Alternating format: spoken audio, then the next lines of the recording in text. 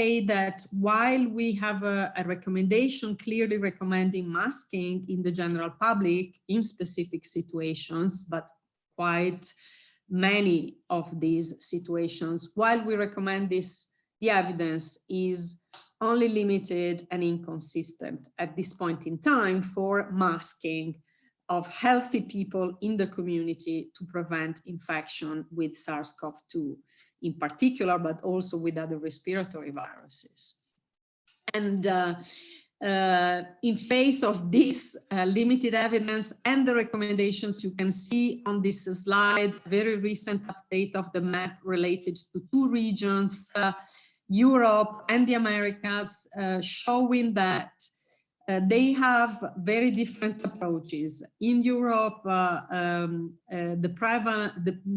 approach that prevails is a risk-based approach, limiting the mandatory recommendation of using masks in specific situations in most countries. This is in 33 countries, whereas 19 countries have recommended widespread universal masking in the general population. The reverse is for the Americas, where most countries have the latter, the universal masking, and only a very minority of countries either don't have any guidance or have a risk-based approach. So before I conclude, the last point I would like to make. WHO has worked over the last 9 months with a large group of experts to develop recommendations on what are the areas, the priority areas for research in many areas. In particular, I'm talking about infection prevention and control. And here you have publication, the R&D blueprint for COVID-19 that was published in February, highlighting that areas of priority were, first of all, understanding the effectiveness of a number of non-pharmaceutical interventions to limit secondary transmission in healthcare and in community settings. The second objective was really health worker protections through assessing the effectiveness of PPE and other aspects. And then another priority was modes of transmission, and in particular, understanding the role of the environment.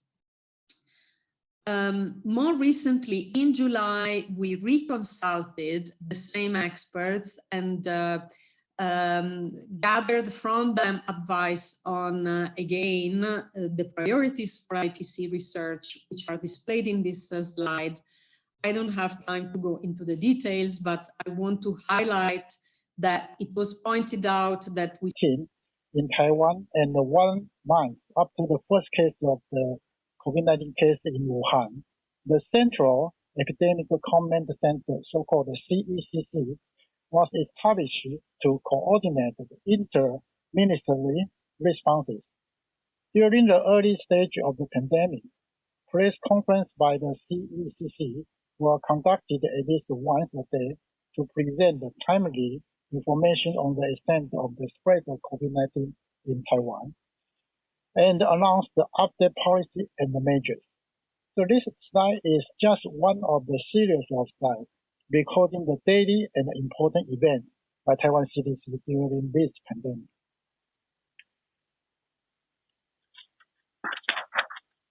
Taiwanese authorities, like those from most other countries, responded to this pandemic in several ways, including increasing air and sea border control and the travel restrictions, including those for medical staff. Community-wide use of the facial mask, observing hand hygiene practice, and the maintenance of social distance, avoiding crowded area, active identification of post cases, and the quarantine of suspected cases and the close contact. Establishment of the class suspended and the school closed strategies. Rapid setup of shelter hospitals. In Taiwan, the city lockdown did not happen. In addition, Taiwanese authorities by date of onset, Diamond Princesses. As you can see here in blue, passenger was isolated in their rooms. But unfortunately, CLUE is walking around between the rooms, so that now we knew that the CLUE transmitted the virus for several times. This is interesting data published in the Diamond Princess data.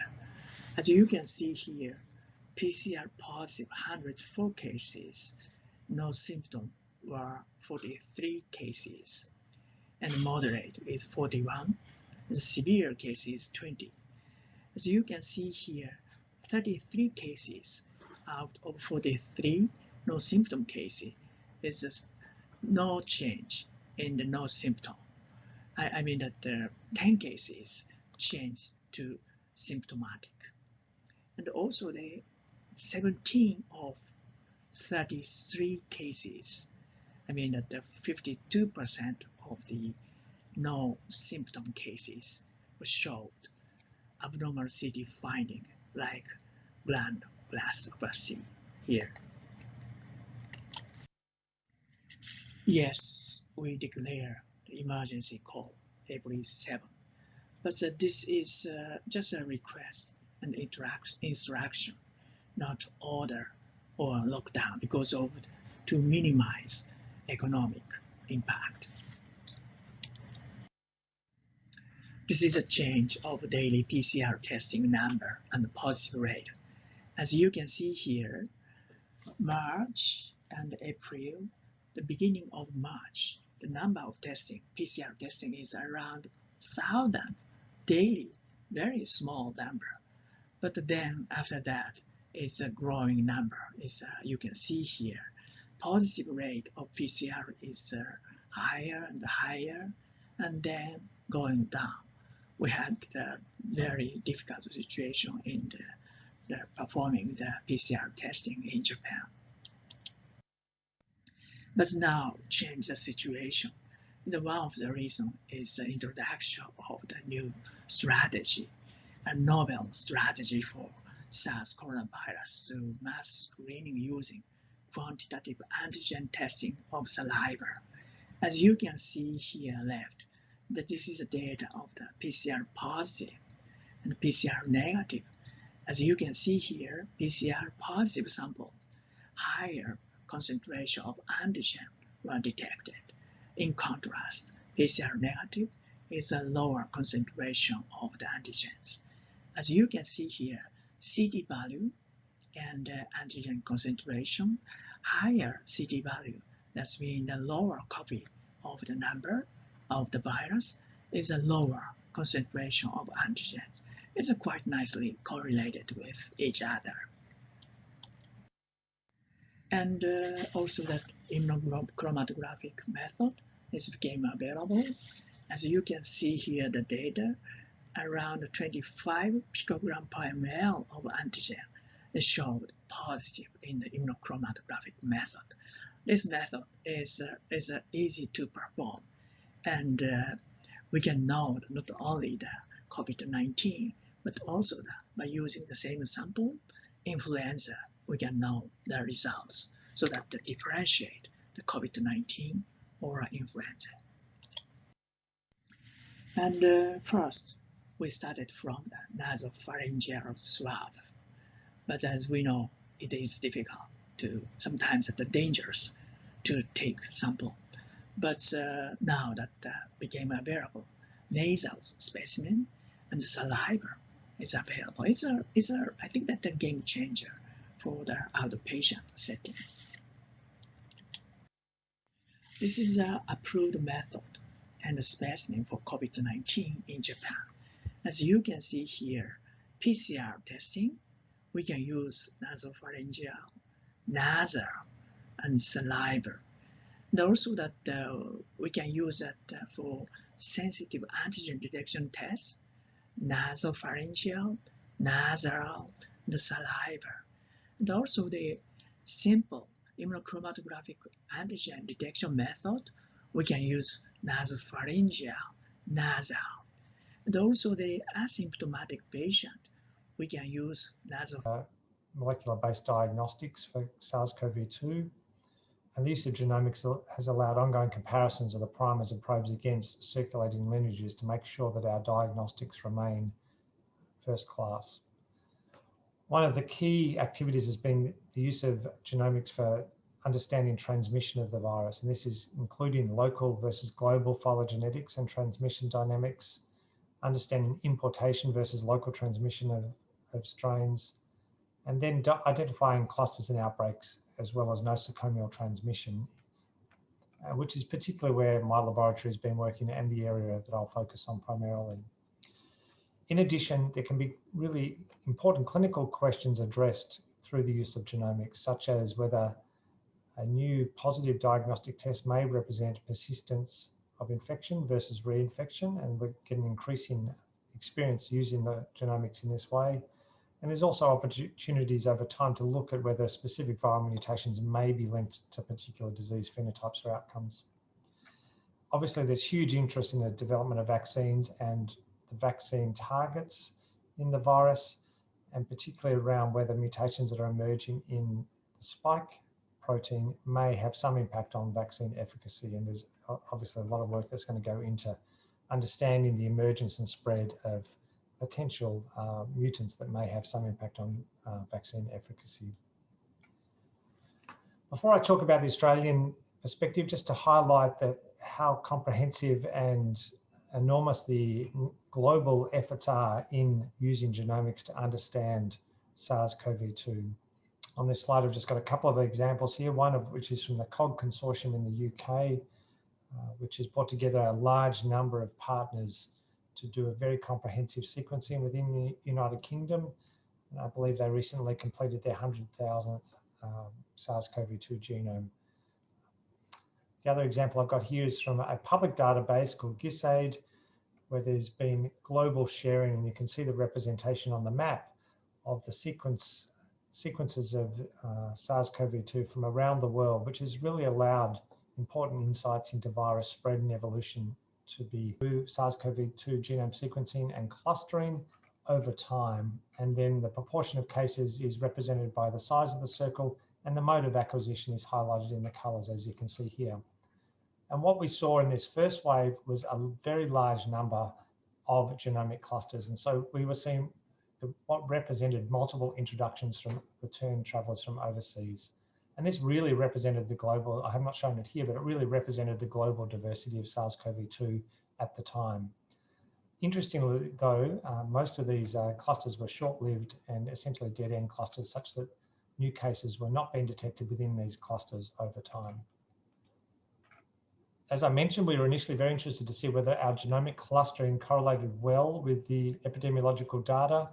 And you can see here we have epidemiological clusters in the circles, and the genomic clusters are color-coded. And you can see there was very good correlation.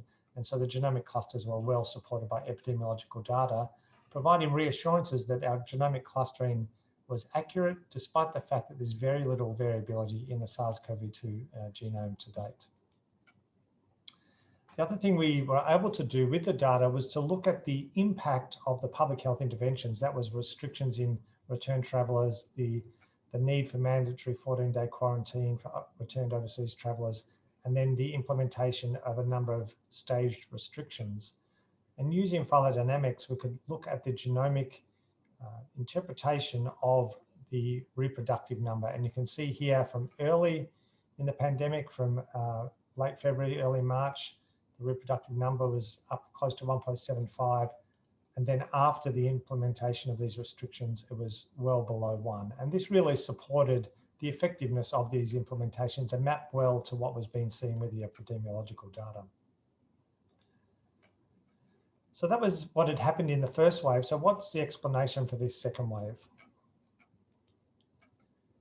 So what we can see here is a similar figure where we've got the genomic clusters on the left-hand side here by date, with the size of the clusters again, the number of cases again highlighted by the size of the circle. And the key message here is this area up the top, which is all of the cases that occurred after late June of 2020. So by the end of May, almost all genomic clusters had ceased transmission, these early ones here that I mentioned in the previous figure, But from June onwards, there was a rapid explosion of 3 transmission networks, which are identified at the top of the figure here. And each of these was found through epidemiological data to be an introduction from a hotel quarantine breach. And in fact, only 5 or less than 1% of locally acquired cases were outside this transmission network since the end of June. And so this is a very clear example of how the genomic clustering has allowed identification of the source of the second wave of infection and the significant nature of this outbreak. The other thing that we've been using the genomics for, particularly during this second wave where we had up to 700 cases a day being diagnosed in our state, was for looking at healthcare worker and hospital acquired acquisitions. And this is just one example where we've been able to show that we had very close clustering between 2 healthcare workers in the circles here and 2 linked patients. And what this showed us was that we had, and this is the highlighted here, is the area of the phylogenetic tree where these samples sit. And what this allowed us to confirm that a patient exposure was the source of, like the source of these infections in these healthcare workers, and it led to a reconsideration of the PPE approaches and change in PPE practice at this particular institution. And so this is just one small example, but we now have many others where we've been able to either confirm or support a potential healthcare worker or health care setting exposure and infection, as opposed to other cases where we've been able to refute that because the cases cluster in different locations within the phylogenetic tree from the potential source. And so this has been really important for decision making at the clinical interface and has been very valuable for clinicians and infection control practitioners trying to determine the source of infections in their healthcare workers.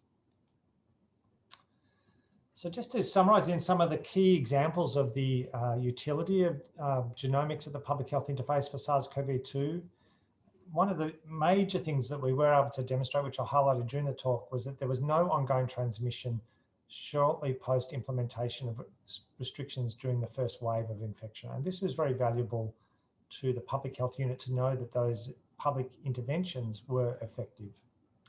We were able to identify unlinked cases and clusters within local transmission networks, and particularly this, we were able to identify the source of the second wave. And this was incredibly important so that the public health unit knew that the second wave was due to a new introduction from a breach in hotel quarantine rather than a failure to control the first waves of infections. There's also been examples of transmissions to other jurisdictions within Australia, which have been demonstrated through the use of AUSTRACKR and the comparison of genomics across jurisdictions. And there's also been exclusion of transmission to New Zealand when there was a putative spread from Victoria to New Zealand. As I've said, we've supported suspected healthcare worker acquisitions and excluded inter-facility transmissions. And this has led to changes in infection control protocols. And we've also, although I haven't demonstrated this, we've also been able to look at reinfections versus prolonged infection. And in every case so far, we've found that this is usually prolonged shedding rather than reinfection. And there's also been the ability to provide evidence for secondary transmission where missed cases may explain that source of transmission, which has again been very important for understanding the epidemiology in our jurisdiction. So some of the key lessons then, what we've learned from SARS-CoV-2 genomics, pathogen genomics is providing critical insights to disease spread and response.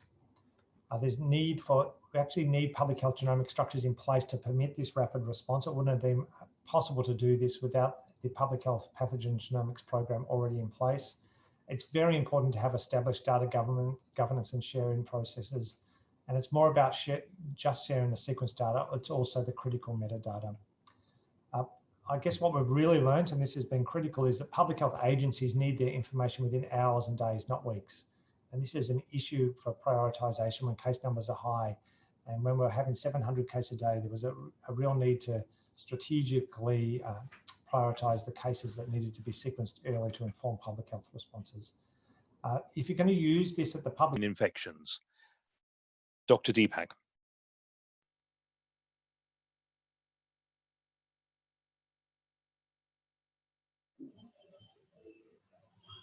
Hello, everyone.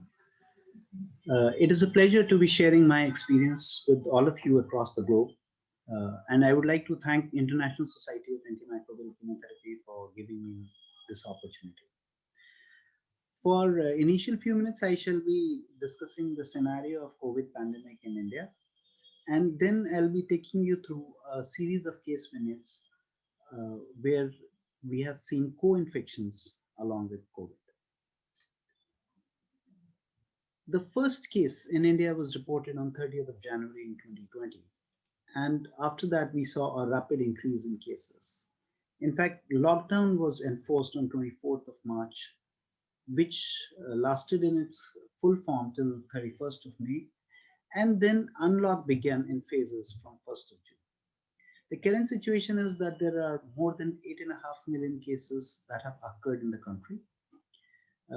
We have had 125,000 deaths till now, and approximately 500,000 cases are still active today in India. If we compare the number of cases in India with the global cases, we see that in India there was a peak in mid of September, after which there was a steady decline for the cumulative figures in the country.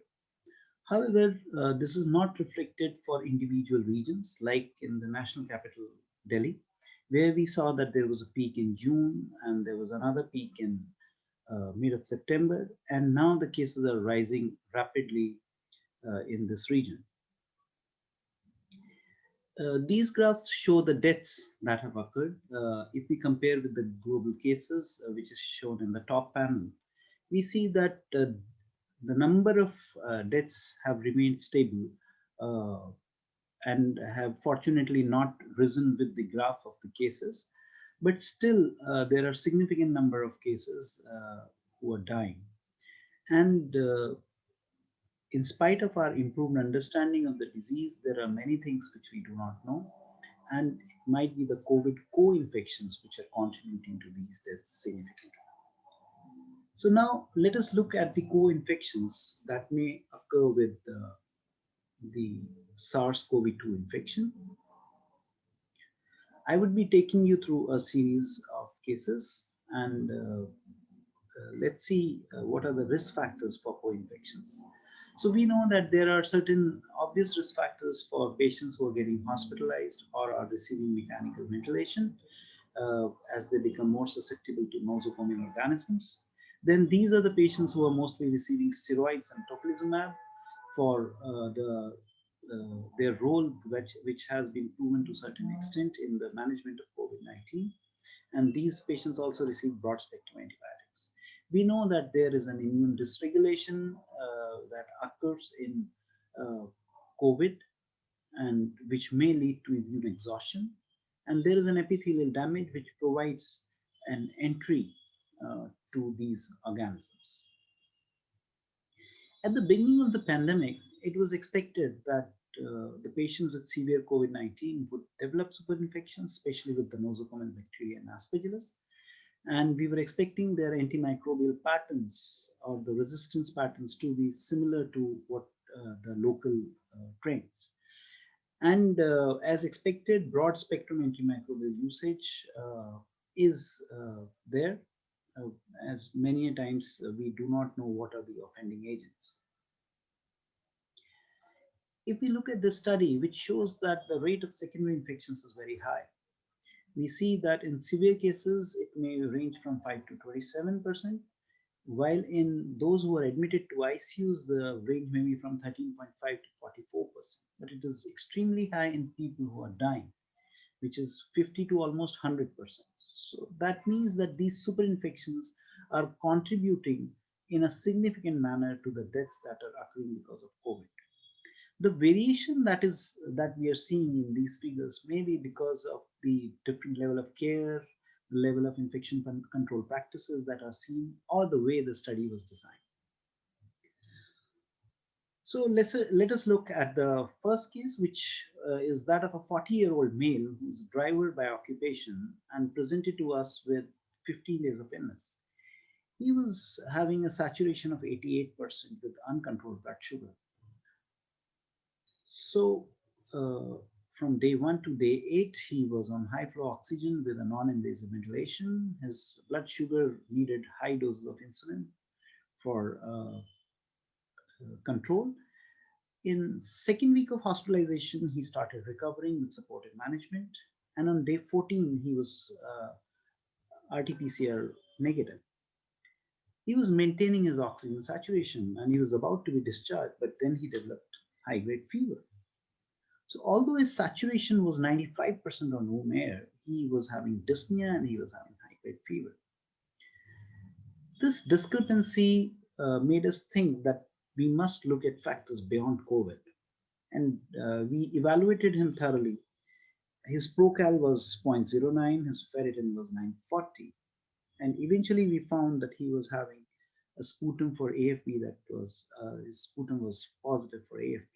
We started him on first-line antitubercular therapy and he fortunately improved and became afebrile in 2 weeks. However, we know that a combination of tuberculosis with COVID-19 can be very serious and can lead to death. If we look at the second case, this was another case of severe COVID-19 who received corticosteroids, remdesivir, and convalescent plasma. He showed improvement, but then there was worsening. His bronchoalveolar lavage showed septate hyphae and it had a raised galactomannan. We know now that COVID-associated pulmonary aspergillosis is becoming a well-known entity. The diagnostic criteria currently used are similar to influenza-associated pulmonary aspergillosis, for which require an infiltrate, raised galactomannan either in serum or in bronchoalveolar lavage. If we are able to culture the fungus in the bronchoalveolar lavage or if there is a cavitary lesion. Kappa is associated with corticosteroid use and has a significant 30-day mortality. Mortality tends to increase by 1.41 for every point of raise in galactomannan in bowel.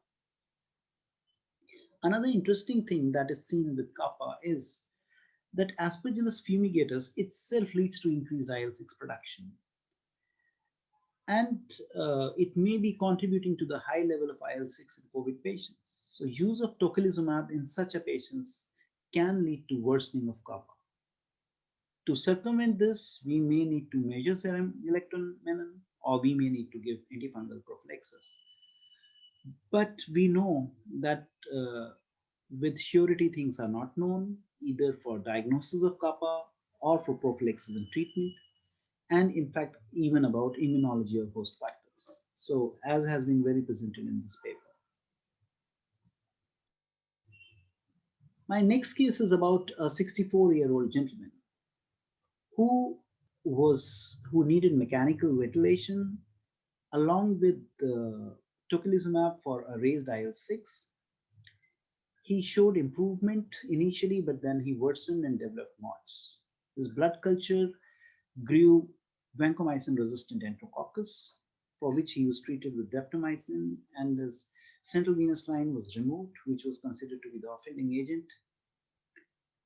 He improved on day 22. However, on the day 30th, he started having loose and bloody stools. His total leukocytic counts began to decrease and were 410 per millimeter cube on day 36. A bone marrow was performed which showed cellular marrow with increased RE activity, and it was suspected that it was either a drug or a virus which was causing the complication. His PCR for CMV was 13,600. He was started on ganciclovir. Unfortunately, he succumbed to his illness on day 41. CMV and COVID has again a very interesting correlation. It has been seen that IL-6 can cause MIEP activation that leads to CMV to enter into a lytic phase. So on one hand, tocilizumab would abrogate the immune activity of IL-6, but leads to increased IL-6, which by another pathway can activate CMV to enter into a lytic phase.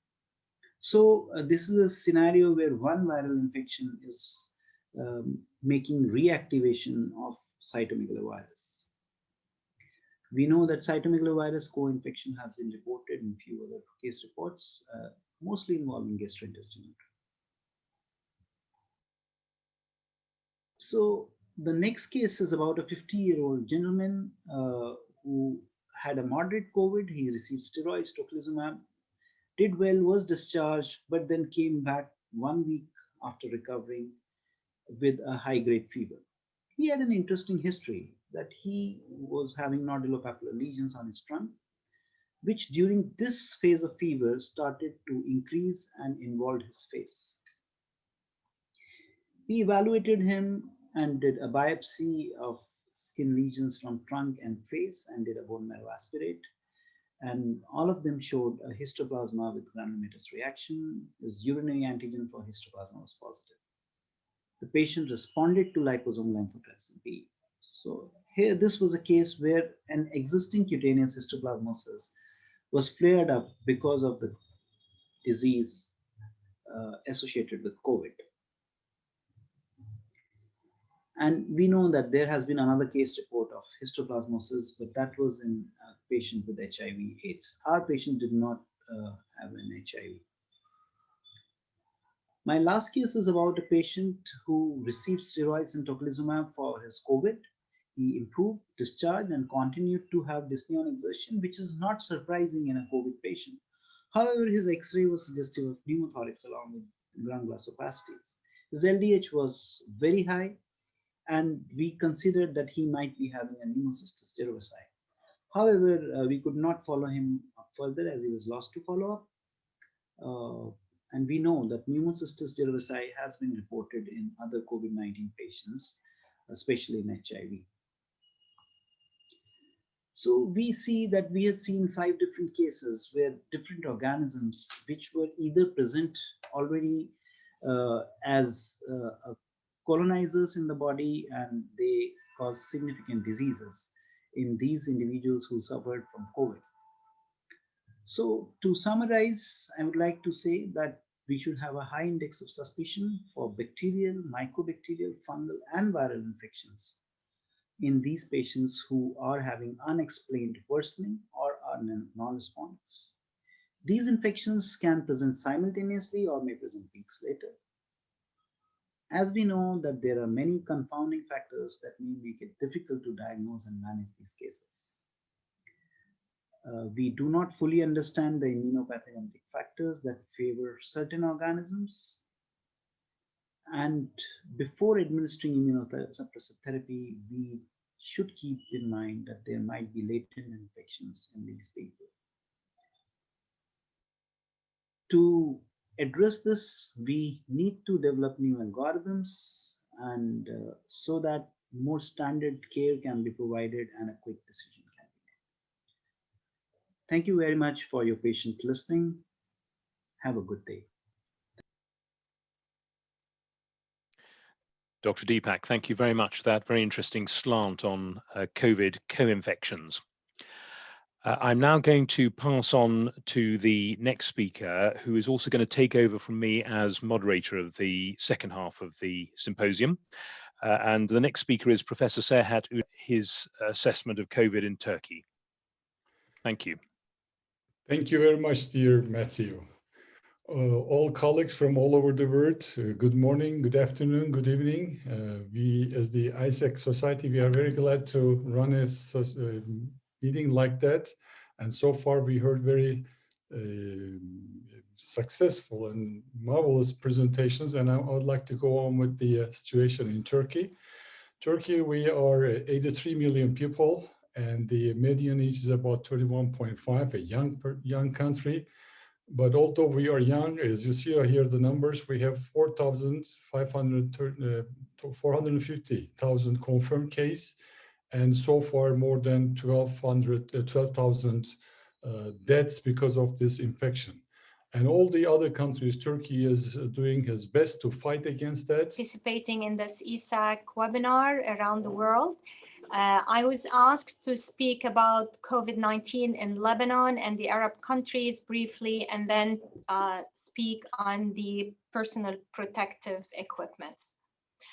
So if we look at the beginning of the pandemic in the Arab countries, as we see here, data from the beginning of the pandemic shows that Iran, Saudi Arabia, and Egypt were among the countries that had reported the largest number of infections.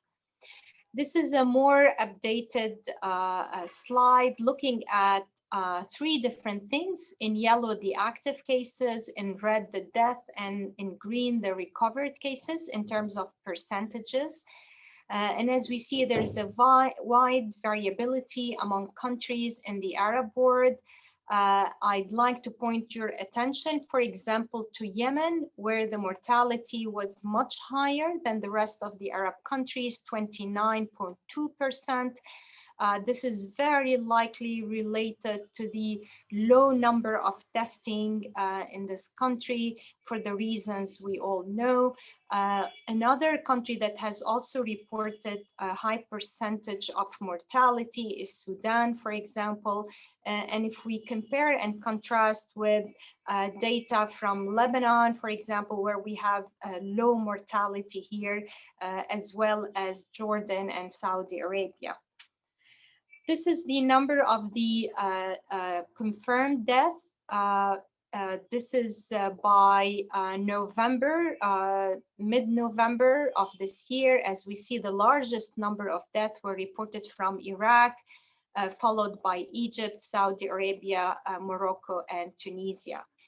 But truly, if we look at the number of tests that are being performed per each country, you could see the wide variability. For example, testing rate was 17 per 1,000, which was very comparable to the global average of 15 per 1,000. The percent, and at 251 cases per million persons, Lebanon compared very favorably with New Zealand, South Korea, and Australia. And there were many laboratories that were doing COVID-19 testing, and around 10% of the country's hospital beds were dedicated to COVID-19. The number of ventilators was, though, on the low side, and this was a major concern.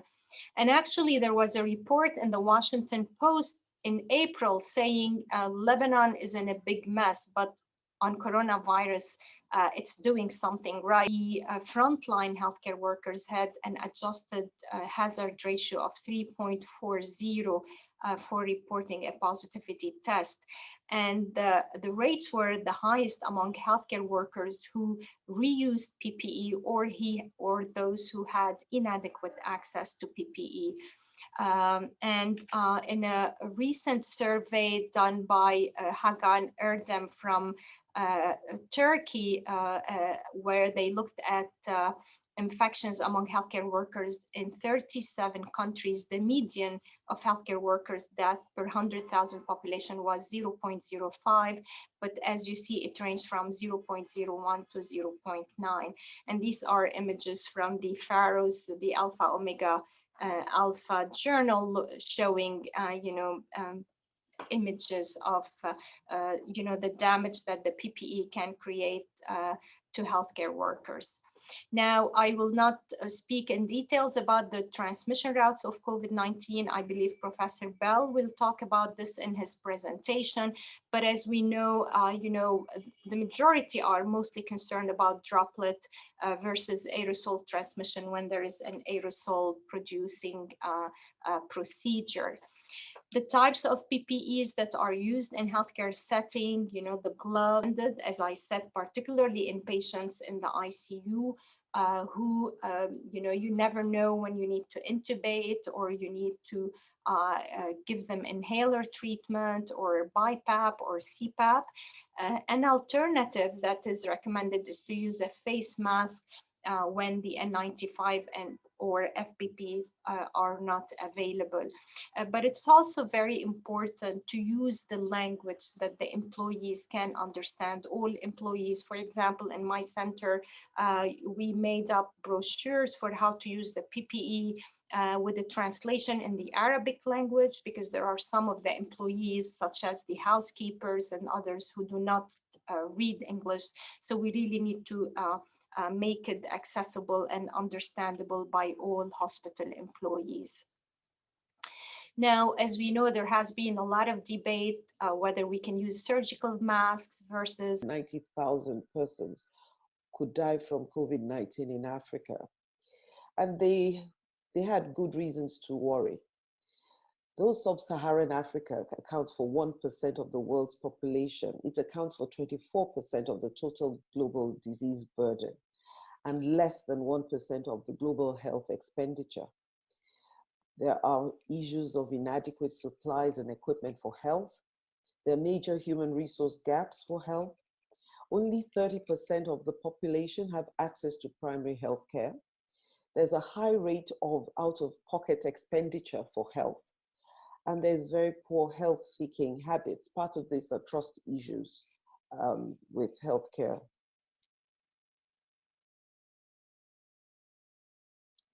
There is also a low critical care capacity for COVID-19.